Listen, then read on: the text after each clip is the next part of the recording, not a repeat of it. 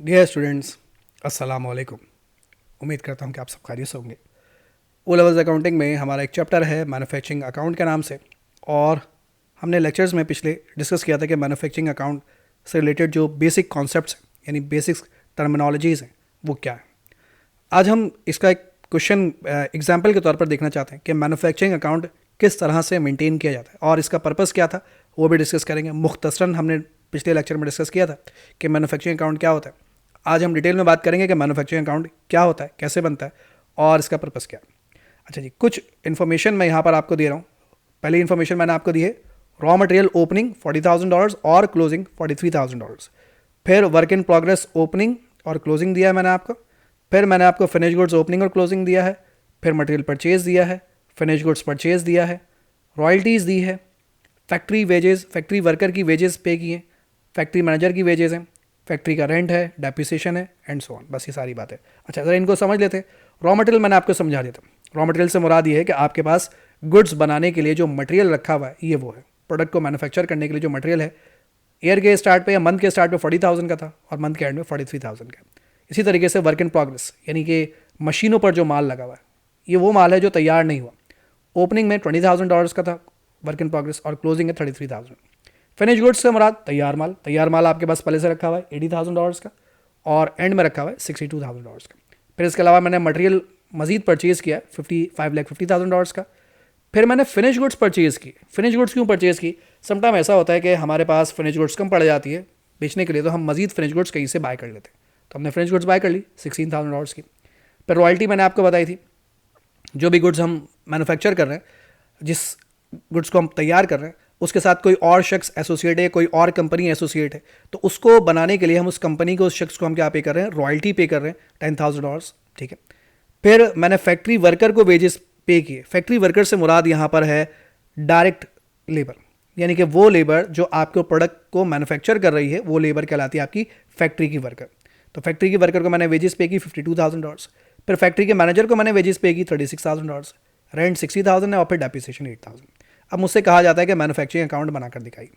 Manufacturing account के लिए मुझे सबसे पहली चीज़ चाहिए, ठीक है, वो है कॉस्ट ऑफ मटेरियल कंज्यूम, यानी प्रोडक्ट को बस यूँ समझे, मैंने प्रोडक्ट बनाई है। जब मैं कोई प्रोडक्ट बनाऊंगा तो प्रोडक्ट बनाने के लिए मुझे सबसे पहले तो ये पता होना चाहिए कि उस प्रोडक्ट को बनाने के लिए कितना मटेरियल मैंने कंज्यूम किया यानी इस्तेमाल किया। तो क्या ये कहीं यहाँ पर लिखा हुआ है कि कितना मटेरियल मैंने कंज्यूम किया, यूज़ किया? नहीं सर। मटेरियल परचेज तो गिवन है, लेकिन मटेरियल यूज्ड या कंज्यूम्ड कहीं पर भी मौजूद नहीं है। कोई बात नहीं, अगर गिवन नहीं है तो ऊपर आ जाइए।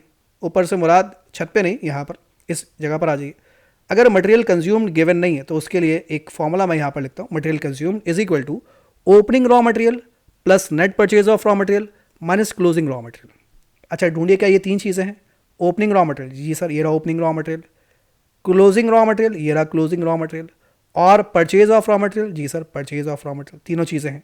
ये क्या है सर, ये तो समझाइए। आइए आपको समझाता हूँ। पहले इनको लिखते जाता हूँ फिर समझाते जाता हूँ। सबसे पहले मैं यहाँ पर पुट करने जा रहा हूँ raw material opening. Raw material opening कितना है? $40,000।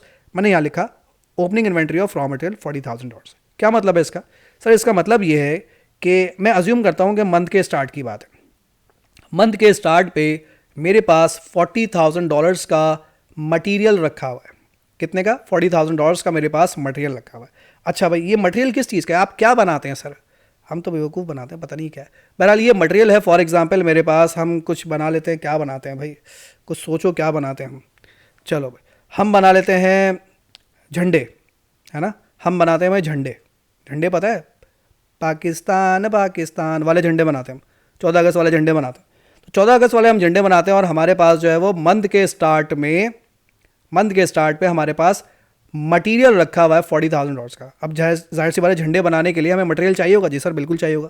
कपड़ा चाहिए, फिर स्टिक चाहिए और पता नहीं क्या क्या चाहिए होता है, हमें क्या पता भाई। तो मटेरियल मुझे चाहिए। मेरे पास मटेरियल रखा हुआ है $40,000 का मंथ के स्टार्ट में। मुझे लगा यार ये मटेरियल बहुत कम पड़ेगा क्योंकि धनाधन झंडे बिकेंगे, धनाधन झंडे बिकेंगे, सही। तो मुझे और मटेरियल चाहिए, मैं और बहुत सारे झंडे बनाऊंगा। ठीक है भाई। तो मैं और मटेरियल परचेज कर लेकर आया। कितने का मटेरियल परचेज कर लेकर आया? ये लिखा रॉ मटेरियल परचेज $5,50,000 का। सोचिए मेरे पास पहले से मटेरियल रखा हुआ है $40,000 का। मैं $5,50,000 का मटेरियल और ख़रीद कर अगर लेकर आ जाऊँ तो सर मेरे पास तो मटेरियल बहुत सारा हो जाएगा, क्या करूँ इसमें, ऐड कर देना चाहिए। लीजिए ऐड कर दिया। परचेज ऑफ रॉ मटेरियल कितने का, $5,50,000 का। पुराना मटेरियल है 40,000 का, अभी लेकर आ गया 550 का। टोटल कितना मटेरियल हो गया सर मेरे पास हो गया टोटल 5,90,000 का सर आपके पास मटेरियल हो गया। ठीक है भाई, क्या बनाना है इससे, झंडे पौ बाजे बजाएंगे। अच्छा झंडे में तो बाजे नहीं होते, सॉरी माय मिस्टेक लेकिन बहरहाल पार्ट है उसका भी। हाँ चलो, तो मेरे पास जो मटेरियल हो गया वो कितने का मटेरियल हो गया, $5,90,000 का मेरे पास टोटल मटेरियल रखा हुआ है। पुराना मटेरियल, रॉ मटेरियल ओपनिंग से मुराद पुराना, परचेज से मुराद नया मटेरियल परचेज किया। तो अब 5,90,000 के मटेरियल से मैं झंडे बनाऊंगा। झंडे बनाऊंगा, हो सकता है सारा मटेरियल इस्तेमाल हो जाए, हो सकता है पूरा मटेरियल इस्तेमाल ना हो। तो भाई मैंने अभी क्या किया, मैंने ओपनिंग रॉ मटेरियल में प्लस किया अपने जो भी मैंने मटेरियल परचेज किया उसको मैंने ऐड किया। अच्छा परचेज की ट्रीटमेंट बिल्कुल वैसी है जो आप सोल ट्रेडर पार्टनरशिप वगैरह पढ़कर आए कि परचेज में आप ऐड करते हैं कैरेज इनवर्ड, लेस करते हैं परचेज रिटर्न। अगर वो इन्फॉर्मेशन आएगी तो इस्तेमाल कर लेंगे, फिलहाल अभी कॉन्सेप्ट को समझते हैं। ठीक है, तो मेरे पास पुराना और नया मटेरियल मिलाकर कितने का हो गया, $5,90,000 का मेरे पास टोटल मटेरियल मौजूद है। किस लिए, झंडे बनाने के लिए। अब जब 14 अगस्त खत्म हो गए ना, बिल्कुल आखिरी दिन आया, 14 अगस्त गुजर गई, अब 15 अगस्त को ये झंडे बिकेंगे नहीं सर। एक दो कोई ले गया तो ले गया, गाड़ी में लगाने के ऐसे ही लगा लेते, कभी किसी को शौक होता है, लेकिन अब नहीं बिकने वाले। तो मैंने चेक किया कि भाई आखिरी जो दिन है मेरे पास, क्लोजिंग डे है मेरे पास, जो भी मंथ का आखिरी दिन है या हफ्ते का आखिरी दिन है, इस क्लोजिंग डे में अब मेरे पास कितना मटेरियल रखा हुआ है झंडे बनाने के लिए। क्लोजिंग ये लिखा हुआ, रॉ मटेरियल क्लोजिंग कितना है 43,000। अब सोचिए कि मेरे पास मटेरियल था कितने का, 5,90,000 का मटेरियल था सर आपके पास। अब इस 5,90,000 के मटेरियल में से अब आपके पास सिर्फ 43,000 का मटेरियल क्लोजिंग में रखा हुआ है, यानी कि पीरियड के एंड में आपके पास सिर्फ ये मटेरियल रखा हुआ है। तो बाकी का मटेरियल कहाँ गया, अभी सर लेस करके देख लेते हैं। तो ये इसमें से क्या कर दीजिए, लेस कर दीजिए। Less closing inventory of raw material 43,000। 5,90,000 का मटेरियल था मेरे पास झंडे बनाने के लिए, अब इसमें से मेरे पास जस्ट 43,000 का मटेरियल बचा है। तो सर बाकी का मटेरियल कहाँ गया, कौन ले गया, भाई ये मटेरियल था किस लिए, सर ये मटेरियल झंडे बनाने के लिए था। तो इसका मतलब ये हुआ कि सर जाहिर सी बात है कि आपके पास जो मटेरियल था आपने उसी काम में इस्तेमाल किया होगा ना। हाँ ये बात तो सही है, याददाश्त चले गई थी मेरी।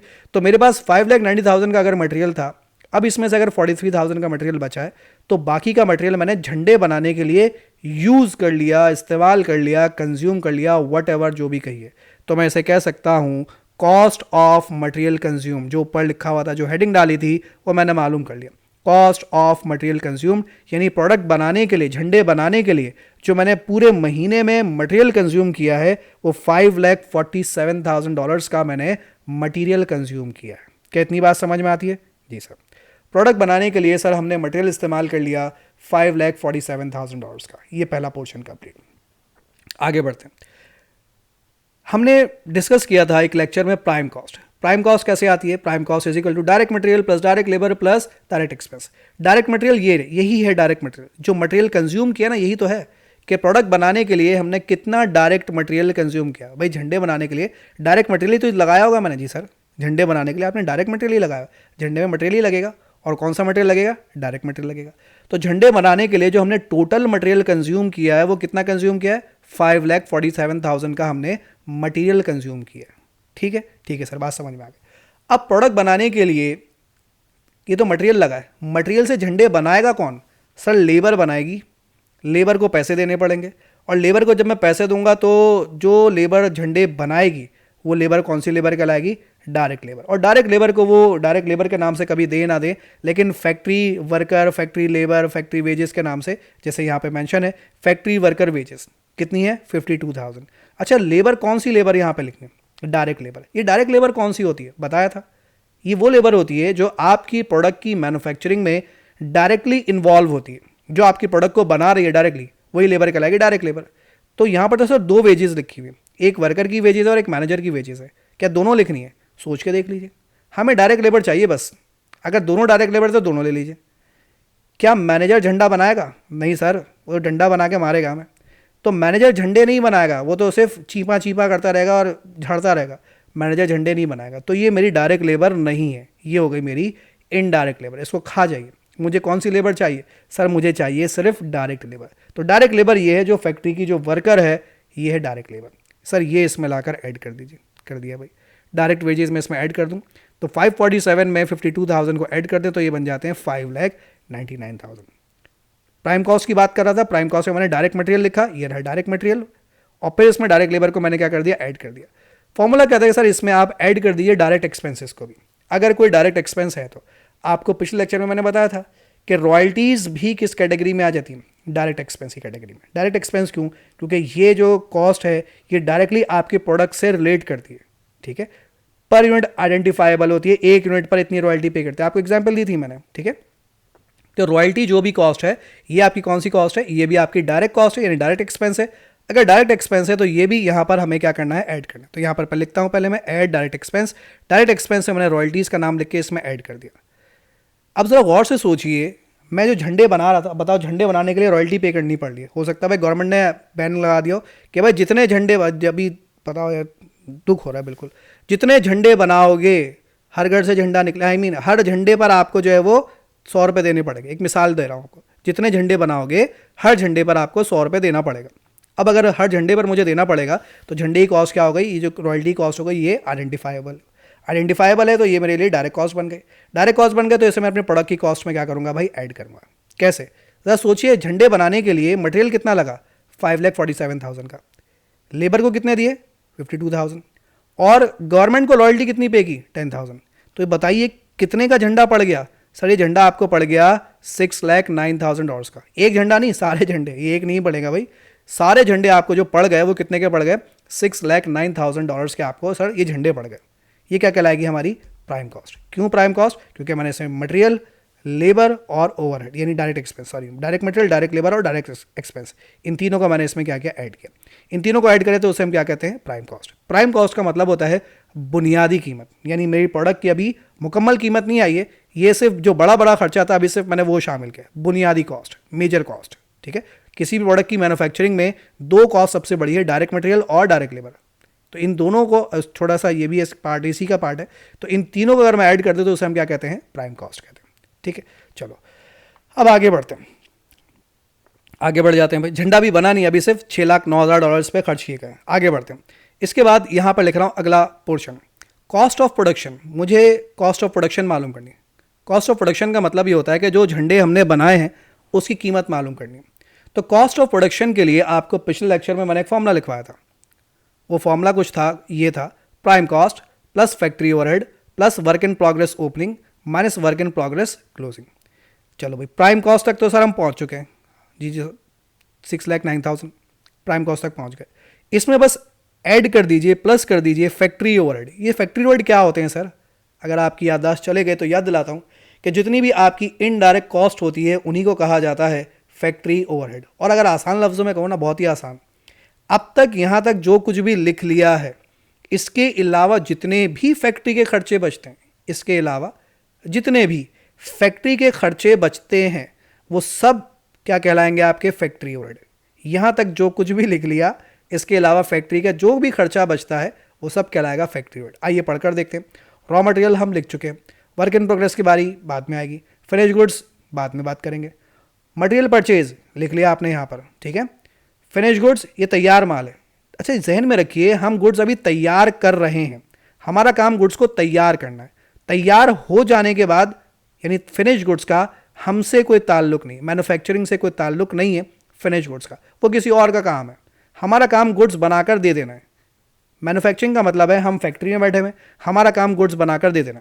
जब गुड्स बन जाएगी, बनने के बाद मैनेजर क्या करता है, क्यों करता है, कैसे करता है, उससे हमारा कोई ताल्लुक नहीं। यानी फिनिश गुड्स का हमसे कोई ताल्लुक नहीं, मैन्युफैक्चरिंग वालों से कोई ताल्लुक नहीं। फिनिश होने के बाद, जब तक फिनिश नहीं होता तब तक वो हमारी रिस्पॉन्सिबिलिटी है। चलो भाई, रॉयल्टी ले चुके हैं, फैक्ट्री वर्कर की वेजेस ले चुके हैं यहाँ पे डायरेक्ट वेजेस के नाम से, फैक्ट्री मैनेजर वेजेस, फैक्ट्री के मैनेजर की तनख्वाह, क्या ये ले ली हमने? नहीं ली। क्या ये हमारा खर्चा है या नहीं है? जी सर बिल्कुल खर्चा है। कहाँ का खर्चा है? फैक्ट्री का खर्चा। तो फैक्ट्री का जितना भी खर्चा है वो सब क्या कहलाएगा, आपका फैक्ट्री ओवरहेड। वो इसमें क्या करना है, मुझे ऐड करना है। फॉर्मूला कहता है कि प्राइम कॉस्ट में फैक्ट्री ओवरहेड क्या कर दीजिए, ऐड कर दीजिए। तो मैंने यहाँ लिखा add factory overhead. Factory overhead से मुराद जितने भी खर्चे बाकी हैं फैक्ट्री के वो सब शामिल कर लीजिए। तो इसमें आ गया सबसे पहले फैक्ट्री मैनेजर वेजेस, कितनी, 36,000। मैंने यहाँ लिखा फैक्ट्री मैनेजर वेजेस 36,000, फैक्ट्री का खर्चा हो गया। इसके अलावा मैंने फैक्ट्री का रेंट भी पे किया है। क्या ये भी फैक्ट्री का खर्चा है? जी सर बिल्कुल फैक्ट्री का खर्चा है। फैक्ट्री का खर्चा है तो शामिल कर लीजिए 60,000।